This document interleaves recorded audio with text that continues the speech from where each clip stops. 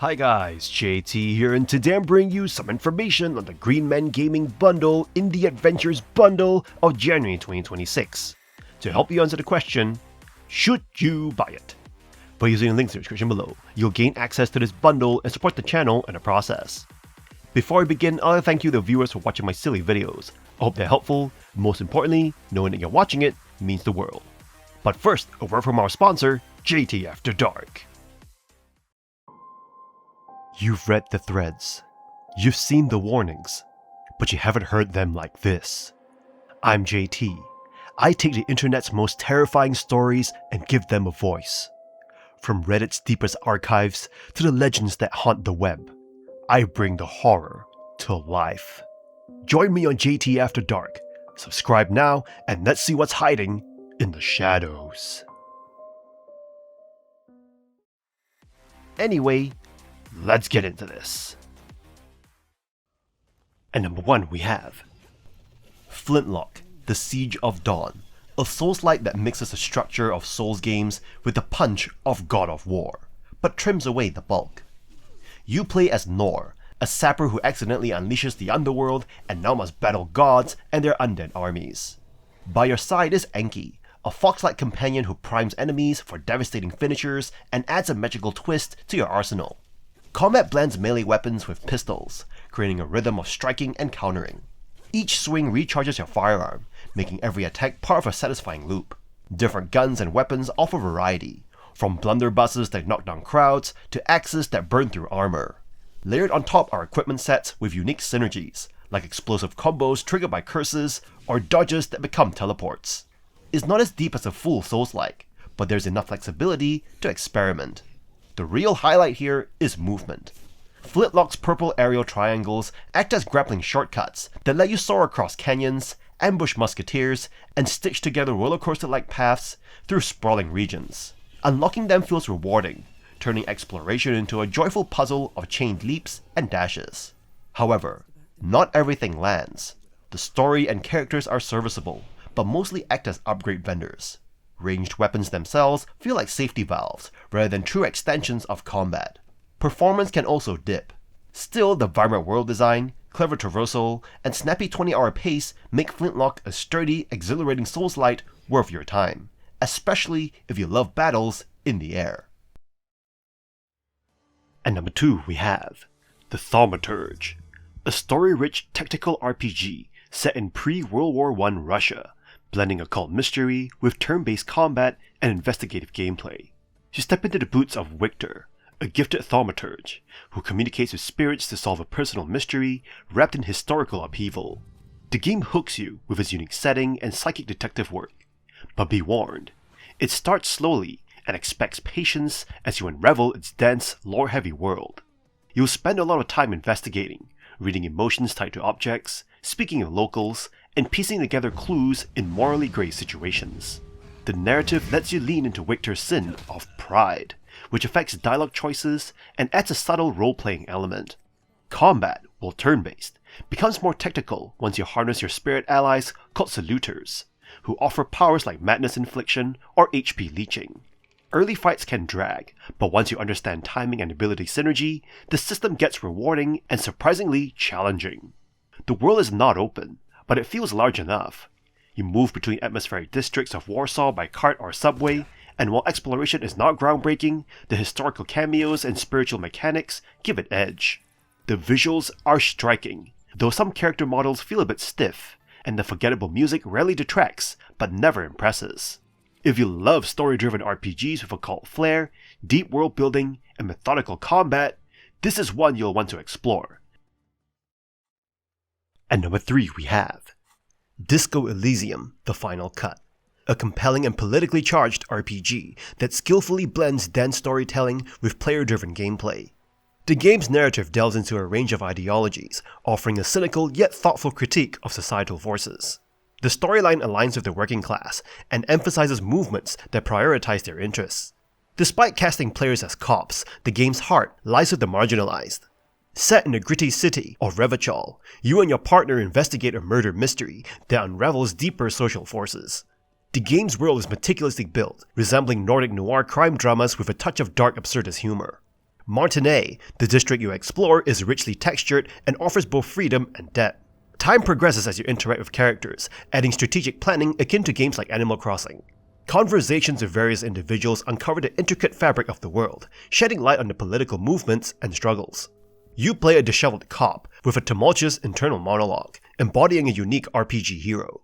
The game's character building system involves managing conflicting emotions, allowing you to develop your character's personality through psyche skills. The RPG mechanics adapt familiar tropes for a gritty detective narrative, with your choices having a significant impact on dialogue and interactions. Though its gameplay elements enhance the experience, occasional issues arise, such as unexpected damage. The absence of traditional combat and the reliance on moral and health points adds depth, but not without its flaws. Despite these hiccups, the game immerses you in its intricate world, making you care about characters, ideologies, and the protagonist's journey. Its visually appealing art style, evocative music, and well-executed themes make Disco Elysium: The Final Cut a standout, offering a cerebral and thought-provoking RPG experience that's both engaging and challenging. At number 4 we have Shadow Gambit: The Cursed Crew. A squad-based stealth strategy game where you command a cursed crew of undead pirates in a supernatural high-seas setting. You'll be navigating a series of complex missions on tropical islands, dodging cyclones, hiding in bushes, and executing synchronized takedowns, all while quick-saving and reloading your way to perfection. It fully embraces save scumming, not as a crutch, but as a core mechanic and narrative device. Your ship, the Red Marley, literally gives you the power to rewind time, turning each mission into a magical puzzle box. Each crew member offers wild creative powers: blink through shadows, possess patrolling guards, or grow bushes from nowhere. You get to choose your 3-person squad for each sortie, encouraging endless combinations and clever solutions. While the first act eases you in, the campaign ramps up to deliver 30 hours of brainy stealth challenges and delightfully absurd pirate banter. What makes this game unique is not just the magic or mayhem, it's the flexibility. Missions are not rigid puzzles with one answer. They are open-ended sandboxes where nearly any approach can work if you're clever or persistent enough. The result is a game that feels like Dishonored meets XCOM, but with more rum, more skeletons, and fewer rules. It might lack the laser-focused design of Desperados 3, but it more than makes up for it in charm and replayability. Whether you're a veteran of the genre or just love pirates, this is a stealthy gem worth plundering. At number 5 we have For the King 2, a turn-based roguelike RPG inspired by Dungeons & Dragons, set in the land of Fahrul. You lead a party of 4 adventurers across procedurally generated maps, taking on 5 story chapters filled with traps, enemies, and the constant threat of permadeath. At first glance, the toy-like art style and colorful characters suggest a light-hearted fantasy adventure. In reality, the game is punishing.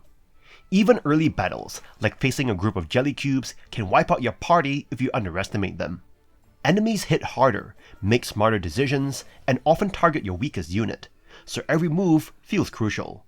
Combat balances chance and strategy.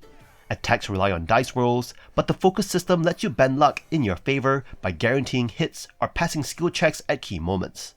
The new battle grid adds tactical depth, requiring careful positioning to protect fragile units while still dealing damage. Poor choices, like overloading your blacksmith with heavy gear, can doom an entire run.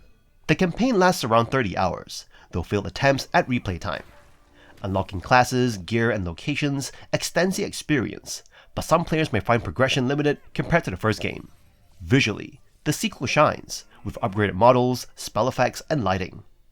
Technical performance is excellent, even in online play. However, the overall experience sometimes feels more like a polished remake than a fully fresh sequel. For the King 2 is challenging, strategic, and fun, but it doesn't quite recapture the novelty of the original. At number 6 we have Symphony of War: The Nephilim Saga, a strategy JRPG that offers a fresh take on the genre. The game introduces clever game design and engaging squad-based customization system. Each squad in the game consists of up to 9 units placed on a tactical grid, and instead of focusing on individual characters, the game emphasizes the overall strategy and management of your army. The customization options are extensive, allowing you to tweak the composition, class, and leadership of your squads. You can recruit promising rookies and mercenaries, level them up, and guide them through a tree of connected classes. The game encourages exploration and experimentation, as you can freely adjust the squad composition without penalties. The customization is limited by the gold you earn, which is used to acquire new units and artifacts. In terms of gameplay, Symphony of War offers grid-based combat where each squad's movement and abilities depend on its composition. Terrain, unit types, and morale play crucial roles in battle, and there are various tactical choices to consider. The game also introduces interesting mechanics like forcing enemies to surrender, adding depth to the gameplay experience.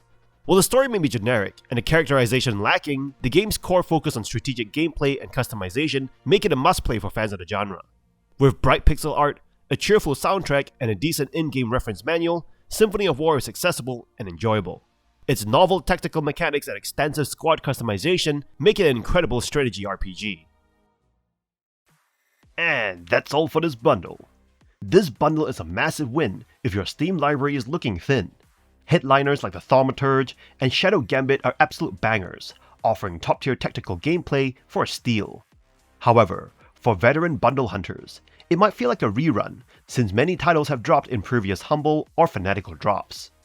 If you're missing the big hits, definitely smash that buy button. Otherwise, keep your gold for the next quest. In any case, I hope you enjoyed today's video, and if this video was helpful, feel free to leave a like and subscribe, and maybe consider buying the channel a coffee. From the bottom of my heart, thank you for watching, and I'll see you guys in the next video. And remember